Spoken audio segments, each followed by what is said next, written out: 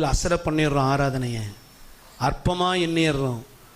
ஆனால் ஒரு பிரச்சனை, ஒரு போராட்டம் வரும்பொழுது கர்த்தரை பயங்கர குறை சொல்கிறோம். என்னை கனம் பண்ணுகிறவர்களை நான் எப்படி கனம் பண்ணுறோம்? இந்த சபை கூடுதல் என்பது கர்த்தரை கனப்படுத்துவது. சபைக்கு நம்ம எதுக்கு வருகிறோம்? கர்த்தரை ஆராதிக்க வருகிறோம், கர்த்தரை மகிமைப்படுத்த. அதுக்கு தான் சபை. இந்த சபை கூடுதல்ங்கிறது ஒரு கெட் டுகெதர் கிடையாது. ஹாய் ஹாய் ஹாய் எப்படி இருக்கிறீங்க எல்லாத்தையும் விசாரிச்சுட்டு போகிறதல்ல சபை கூடுதல். நாம கூடி வருவது கர்த்தரை ஆராதிப்பதற்கு, கர்த்தரை மகிமைப்படுத்துவதற்கு. இந்த கனப்படுத்துகிற விஷயத்தை யார் செய்கிறார்களோ அவர்களை கர்த்தர் கனப்படுத்துகிறாராம்.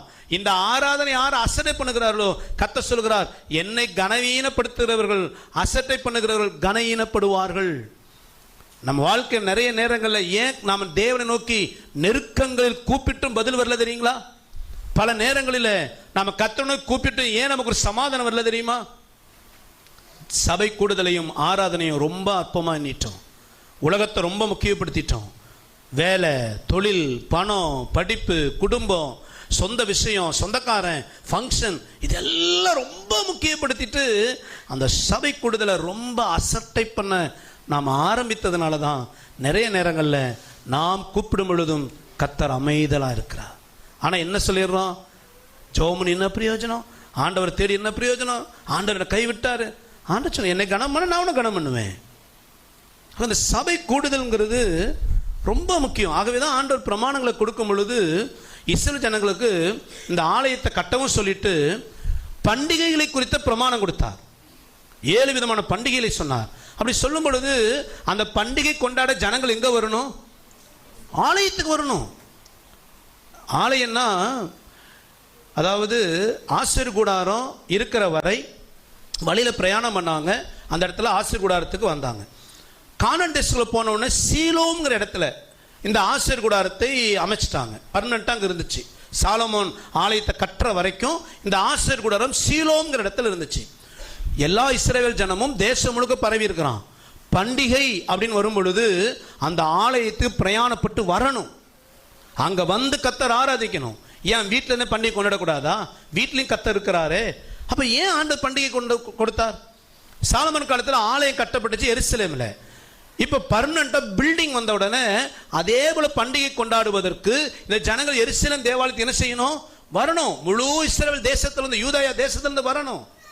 அப்ப ஏன் கர்த்தர் பண்டிகைகள் பிரமாணம் கொடுத்தாருன்னா சபை கூடி வருதலை கர்த்தர் முக்கியப்படுத்தினார். சபை கூடி வருதலை கர்த்தர் எதிர்பார்த்தார். அப்ப இந்த சபை கூடுதல் என்பது மிக மிக முக்கியம். அல்லேலூயா. சரி, பழைய ஏற்பாடு பார்த்தீங்கன்னா எருசலேமில் தான் ஆலயம் இருந்தது. அது போக ஒவ்வொரு ஊர்லயும் ஜப ஆலயம் இருக்கும்.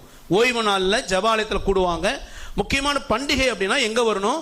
எருசலேம் தேவாலயம். இயேசு உயிர்த்தெழுந்த பின்பு எருசலேமில் தான் போய் ஆராதிக்கணும் இல்லை. ஒரு வார்த்தை வாசிங்களேன். யோவான் 4:21 வாசிங்க. அதற்கு இயேசு, ஸ்திரீயே நான் சொல்லுகிறதை நம்பு.